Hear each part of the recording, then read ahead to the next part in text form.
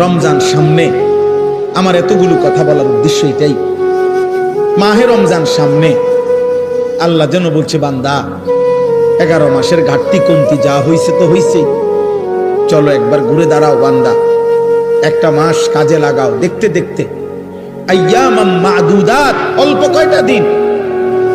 কয়টা দিন, কিন্তু বান্দা একটা মাস রমজান, মনে রেখো আমি প্রতি মিনিট প্রতি সেকেন্ডকে আমি আল্লাহ স্বর্ণ হীরা মণি মুক্তার চাইতে দামি বানায় দেব।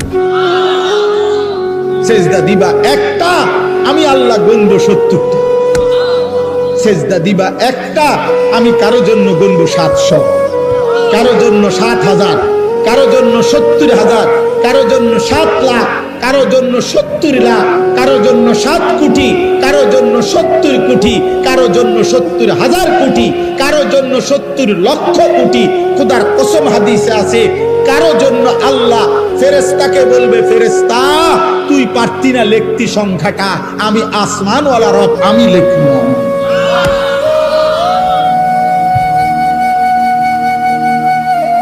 তোমার ক্যালকুলেশনে হবে না রে বান্দা, ফেরেশতা তোমার কম্পিউটার এটা ধরবে না। আনা আজিজি বিহি, আমার রোজাদার বান্দার প্রতি সেকেন্ডের বিনিময়ে আমি লিখবো। আমি বুঝতে, সেই রমজান আমাদের সামনে, এইটাই মনে করাইতে আসছি।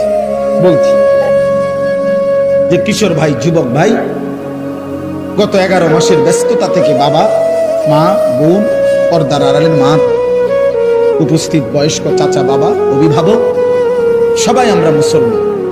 আরেকবার ঘুরে দাঁড়ান, রমজানকে কাজে।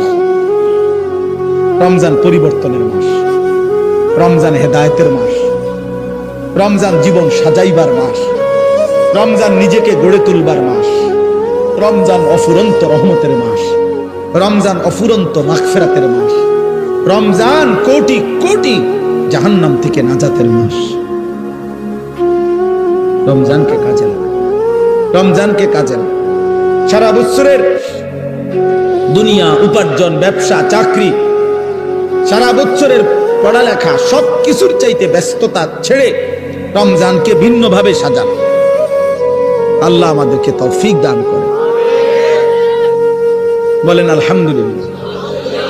তাইলে আমার কথা শেষ, এই 5টা মিনিট ভাই কেউ যায় না, এখনই দোয়া করছি, এখনই দোয়া হবে।